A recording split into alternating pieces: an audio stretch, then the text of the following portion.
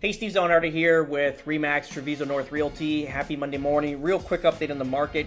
Inventory's building here. As the inventory's dropping in Florida, the inventory's building up here in Toronto.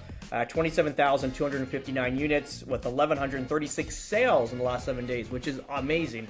To have 1,136 sales in the last 7 days is fantastic. We sold one of our properties as well over the weekend. We had an offer, came in earlier or late last week, and then ultimately they secured the deal. I think as of the weekend I was talking to Mike, so that's great, and that's one of the listings that we had probably in the market 60, 80 days. It's just around there. Again, when you see these properties, when you start listing these homes, again, we're always looking at data currently at that time, and then there's always a prediction. We know there's going to be a continuous descent in pricing, so we're going to get you an idea of a comparable market analysis, put our analysis on top of it, and then we're going to go with it. So when we see stuff at, for example, if it's $1 million, everyone's selling at $1 million, we're going to be in and around there. We might probably quote it maybe $970 to $1 million.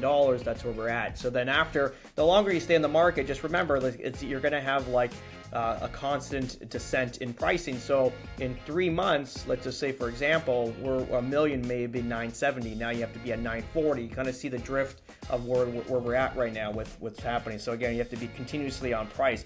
But things are moving. It's amazing. People have come out of the woodworks and they're purchasing properties like crazy, which is fantastic.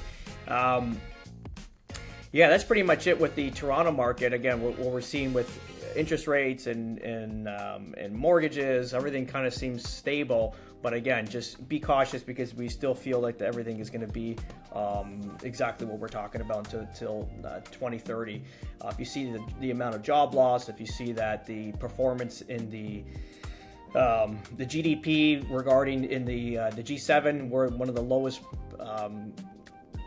countries, let's just say, performing. We are not performing like the rest of the G7. The G7s are all moving forward, and then we're at the bottom. We have actually a retraction in the economy, rather. So again, we kind of predicted this early on. That's why we sold in 2022.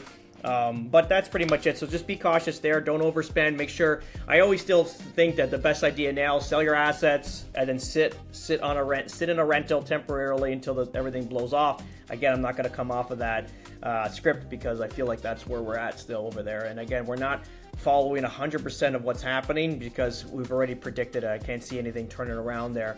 The only thing positive is that I think Mark Carney just mentioned the other day that he wants to work with the United States, which if he did that, it'll open up, that economy again and kind of give you guys, a lifeline, let's just say that. But how long would that take? Even if there is some sort of agreement, which there hasn't anytime soon, if there is, how long is that going to take? Is it 6, 12, 18 months until that pops back into the economy? So right now it's the waiting game, but again, there's still moves to be made. I mean, people are still buying, selling.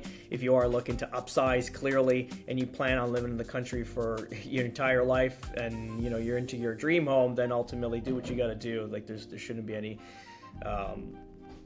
reason why you're not making moves if you plan on living there. But at the same time, I always feel like it's always best to kind of sit tight and just kind of watch the market go and then make a decision. Like we mentioned, probably by 2030, if there's going to be some sort of investment opportunities, we'll be back to put money in the economy.